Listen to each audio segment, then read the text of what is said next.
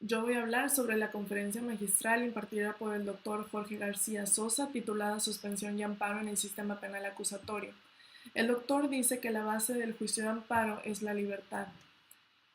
Comenta que pareciera que el derecho penal y los derechos humanos son conceptos antagónicos, y esto era así antes, no ahora, porque cuando no existían los derechos humanos, el derecho penal era un sistema más represivo. Sin embargo, en el siglo de las luces, cuando surge la noción de los derechos humanos, surge la necesidad de buscar un equilibrio entre ambos conceptos. Ahora, él comenta que mucha gente critica la suspensión en el juicio de amparo en materia penal, porque de qué sirve pedir la suspensión en el acto reclamado si si el acto reclamado consiste en una autovinculación que trae manifiesta una detención preventiva oficiosa justificada. Es aquí donde la suspensión en el amparo funge el papel de equilibrio. Si presentamos un amparo ante un juzgado de distrito por una orden de aprehensión por un delito de detención preventiva oficiosa y él la concede, entonces no se le puede privar de la libertad. El artículo séptimo de la Comisión Americana de Derechos Humanos, el noveno del Pacto Internacional de Derechos Políticos y Civiles y el conjunto de principios para la protección de las personas sujetas a cualquier forma de prisión o detención son ordenamientos imprescindibles que deben referenciarse en un amparo penal, porque estos ordenamientos manifiestan que todas las personas tenemos derecho a la libertad y solo podremos ser privados de esta en los supuestos que contemple la Constitución. Es decir, si hay presunción de inocencia absoluta, ¿por qué procede la detención preventiva oficiosa? La misma convención determina que la Constitución de los Estados determinará bajo qué supuestos podrá ser privado de la libertad alguna persona. En este caso, ¿en qué casos específicos permite la Constitución privar de la libertad a alguien? Flagrancia, caso urgente, de extradición de prisión preventiva, de la pena, del arraigo y del arresto. Que el juez de distrito otorgara la suspensión sería inconstitucional, porque ésta prevé los casos específicos en los que, valga la redundancia, puede ser privada una persona de su libertad. La fracción segunda del artículo 127 de la Ley de Amparo determina que se debe conceder la suspensión de oficio con incidente cuando se trata de un acto que de ejecutarse hace físicamente imposible restituir al quejoso la garantía violada.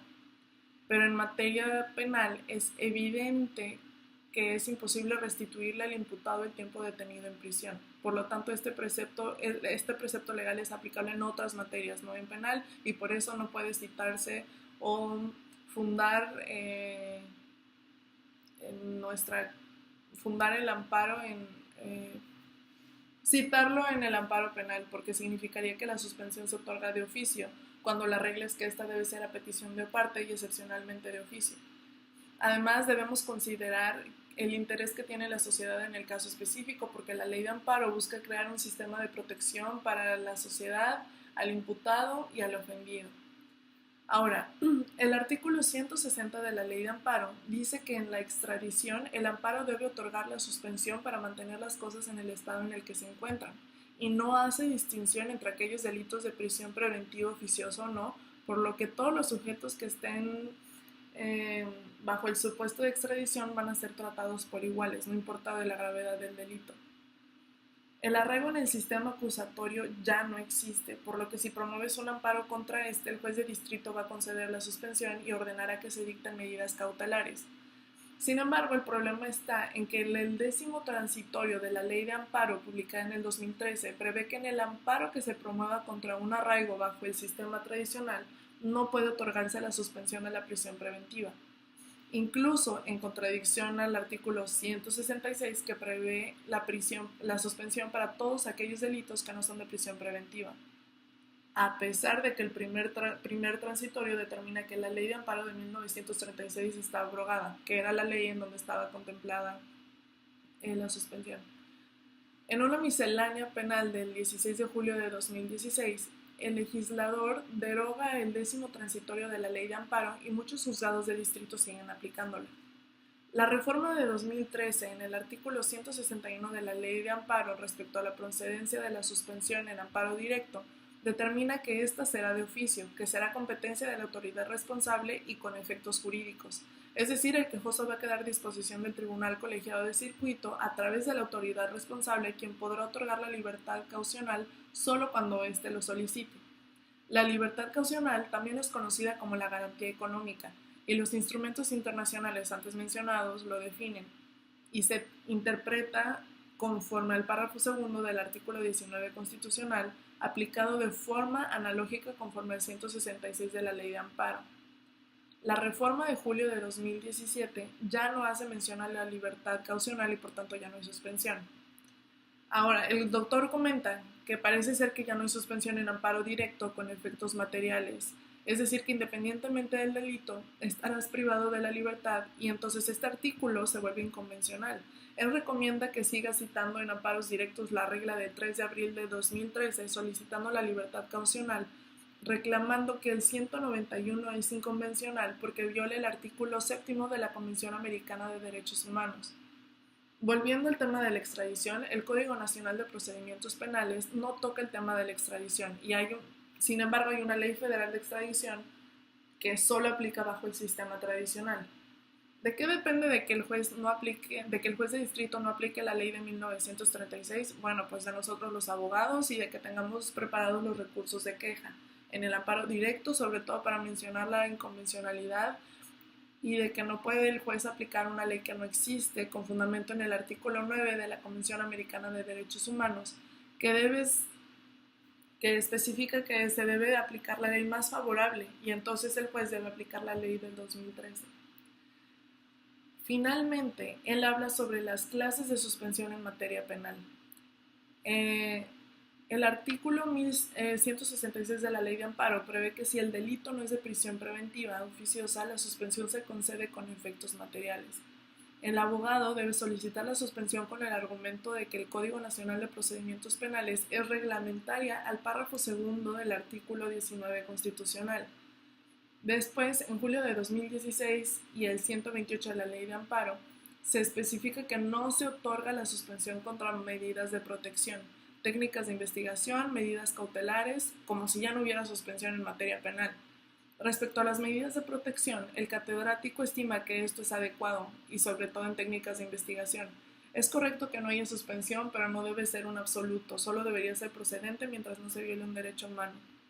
Si no se tuviera la suspensión contra medidas cautelares sería absurdo porque quita el 128, pero en el 166 se define la medida cautelar. El artículo 166 crea 3 sistemas. Delitos de prisión preventiva oficiosa, por la cual la suspensión será otorgada con efectos jurídicos. Si son delitos que no son de prisión preventiva oficiosa, la suspensión se otorga con efectos materiales cuando la persona no esté privada de la libertad. El abogado también pone un ejemplo en el cual a una persona se le acusa por el delito de defraudación fiscal, cuyo respectivo artículo en el Código Fiscal determina que el juez de distrito solo concederá la libertad durante el proceso acusatorio cuando garantice crédito fiscal, multa, recargos y actualizaciones. Entonces promueves un amparo porque no es un delito de prisión preventiva oficiosa y el juez debe otorgar la suspensión sin ordenar la garantía económica, porque la ley de amparo establece que se fijarán medidas de aseguramiento y la Corte se ha manifestado al respecto y ha dicho que la medida de aseguramiento no es un sinónimo de reparación del daño. El artículo 168 de la Ley de Amparo dice que para que el juez de distrito determine la medida de aseguramiento debe considerar las condiciones económicas del quejoso. La tercera idea, que parte del sistema que mencioné que da 3 ideas, está en el artículo 166, que se refiere a la pronunciación del juez de control sobre la prisión preventiva justificada, respecto a la cual la suspensión se regirá por la fracción primera del 166. Es decir, que el juzgado de distrito no puede otorgar suspensión porque se volvió una cuestión de fondo del asunto, no de suspensión. Finalmente, el doctor Jorge García menciona que la ley de amparo prevé 8 clases de suspensión que citaré brevemente. La primera es la suspensión por ley, específicamente en el caso de extradición, porque la ley respectiva en la materia establece en su artículo 33 que la extradición no procede hasta que vence el término para presentar el amparo. Este es el único caso en el que el acto reclamado no se va a ejecutar por disposición de ley o que el amparo haya sido negado en definitiva. Y esto es por dos razones, porque no se puede homologar una sentencia de juzgado de distrito en el extranjero y porque el amparo no procede contra autoridades extranjeras. El segundo tipo de suspensión es la suspensión de oficio, contemplada en el 126 de la Ley de Amparo. La 3 es la suspensión de oficio con incidente, en virtud del cual el Poder Judicial determinó que debe promoverse incidente. La 4 es la suspensión en amparo directo, que no es a petición de parte, sino de oficio, es competencia de la autoridad responsable. La 5 es la suspensión en competencia auxiliar en casos de suspensión de oficio que están contempladas en el artículo 15 de la Ley de Amparo como deportación, como en casos de deportación, destierro o desaparición forzada de personas.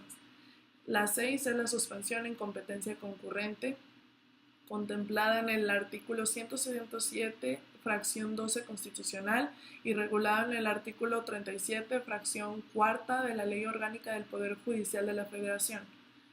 La 7 es la suspensión por el hecho superviniente, que están previstas en el artículo 132, 154 y 190 de la Ley de Amparo. Y la última es la suspensión a petición de parte en materia penal.